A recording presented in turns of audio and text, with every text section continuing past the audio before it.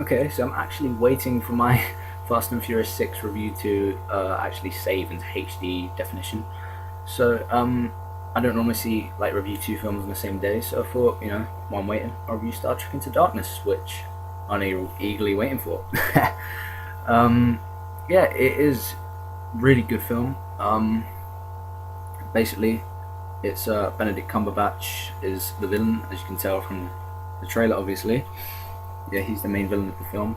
He's really good in his role, and he's basically like he's blowing up London. He's annoyed, pissed off.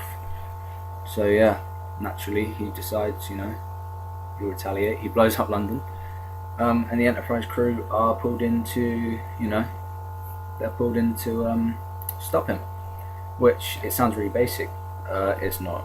It's not basic. There is some really sort of surprising moments in the film. There's like plot twists. Well, not really plot twists as such, but unexpected things happen. The action is so good in this film. I mean, Spock, he's like a Vulcan James Bond. He's great in this film. Spock's like the standout character. I mean, in the first one you've got Scotty. Scotty still is a scene stealer. I mean, I'd say the biggest scene stealer of the film is Benedict Cumberbatch. He's great in his role. He stands out from other actors, and he is a really good actor. But Spock, he's like, because of Star Trek Into Darkness, he is now my favorite Star Trek character. He is a badass. He like takes out villains like mental. His Vulcan grip. Ah, I love the Vulcan grip. Spock, you're my hero. So yeah, Star Trek Into Darkness. Let's go through it. I think it's a really good movie. The first one was also a really good movie. I'd say I would actually say that Into Darkness is better than the first one in many ways, because the action is more sort of, there's more action. There's more sort of going on. There's a lot going on. I mean, sometimes that doesn't work. I think it works for this movie. And with the first one, they're sort of introducing you to the team, but now you're sort of used to the team, and like there's less bickering going on between Spock and Kirk. I mean, there's a bit, but they sort of end up as a team like they always should be. And the crew, you get to know everyone in the crew better now than the first one. They all get sort of a great sort of chunk of screen time. I mean, you remember Sulu? He gets a lot of screen time. It's like Chekhov. He gets a lot of screen time. So yeah, we get to know all the characters a lot better. And Chris Pine's still great as Kirk. Zachary Quinto's still great as Spock. Everyone plays their roles perfectly, just like in the first movie. And yeah, so I'm still loving Scotty, his little alien friend. I love him. Get down. My impression is bad, I know. But my favourite Star Trek line now, and I know that with J.J. Abrams directing the new Star Wars, it's in good hands. What he's done with Star Trek, he's gonna do with Star Wars. I know. I thought when I first thought of seventh Star Wars, I'm gonna ruin it. With J.J. Abrams in the director's seat, no way that he's gonna ruin it. I didn't really like Super 8, but it's just my opinion. But he's a great director, and he's shown that. So what else can I say about Star Trek Into Darkness? Let's see. The special effects are again really good.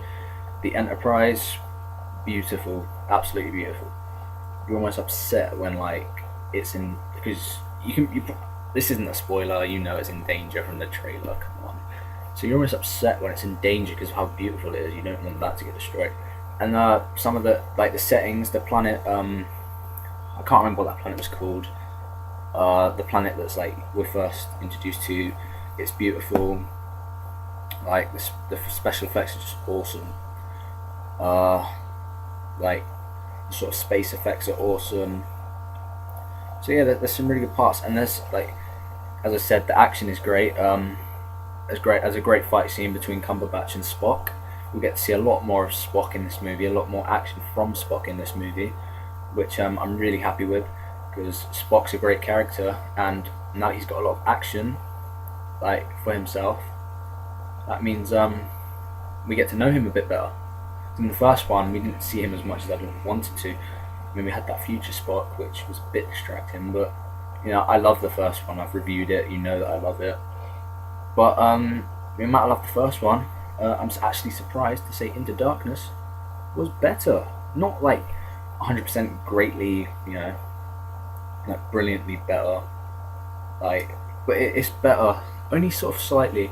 But that's not a bad thing, because there's not like that many films that you can say are better than Star Trek. You can say quite a lot of, like, a few that's better than Star Trek. But in my opinion, there's not a lot of films that beat Star Trek because of the sort of nostalgia for fans, but also for newcomers like me. It's also a great film. Like, it's also a great film for newcomers. So, I mean, I didn't really want to see a Star Trek movie, but I was actually really excited to see Into Darkness, and I wasn't wrong to be excited for Into Darkness. It was great. And I'm gonna say right here, Into Darkness is the best film I've seen in 2013 this year. And I know I gave a great review to Iron Man 3. I think it was better than Iron Man 3. And I never thought I'd think it was better than Iron Man 3, but I do. It's a great film. In fact, I'm gonna give it my best rating yet. A wow.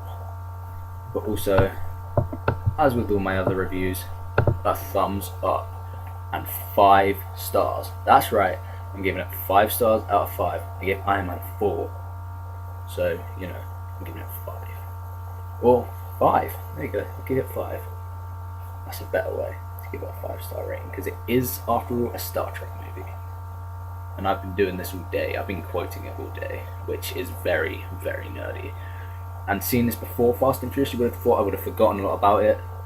I remembered it throughout Fast and Furious. I mean, I did love Fast and Furious, but I don't think any film's going to beat... I'm still doing this. I don't think any film's going to beat Star Trek this year, and if they do, I'll be very surprised. So, if you like what you see, remember to subscribe or comment below.